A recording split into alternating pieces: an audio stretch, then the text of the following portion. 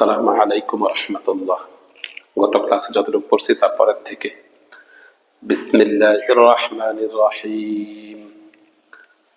Wow scene জবর ওয়াস, তারপর জবর তাগ, ওয়াস্তাগ, ফারওয়াজের ফির, ওয়াস্তাগফির, হাপ্পেশ হু, ওয়াস্তাগফিরহু, ওয়াস্তাগফিরহু, ফাসাব্বিহ বিহামদি রাব্বিকা ওয়াস্তাগফিরহু।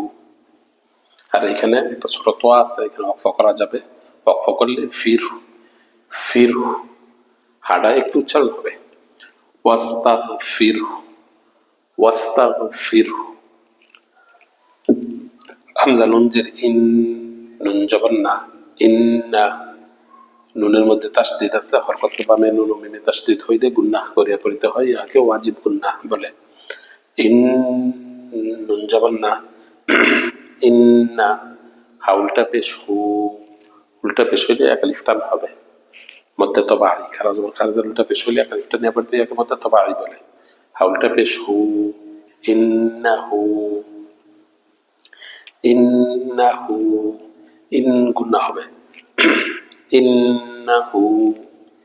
কাফ আলিফ জবর কা, এটা কাফ, কাফের লগে খালি আলিফ, জবরের বাম পাশে খালি আলিফ মদের হরফ, মদের হরফ হইলে এক আলিফটা নিয়ে পড়তে একে মধ্যে তবাই বলে।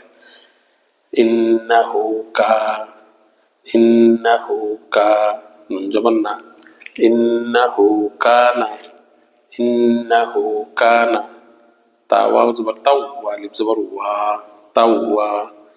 বা আলিফ জবর, বা আলিফ দুই জবর বান, তাও ওয়া বান। দুই জবরের বামে ওয়াকফ হইলে সাকিন করে এক জবর বাদ দিয়ে এক আলিফটা নিয়ে পড়িতে হয়, ইহাকে মধ্যে আওয়াজ বলে।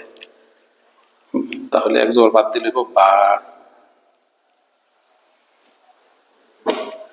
তাওয়াবা।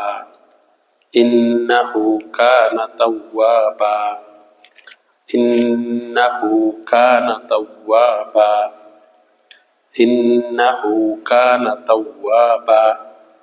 আর ওইটুক আসছে হইল ফাসাব্বিহ বিহামদি রাব্বিকা ওয়াস্তাগফিরহু, ফাসাব্বিহ বিহামদি রাব্বিকা ওয়াস্তাগফিরহু।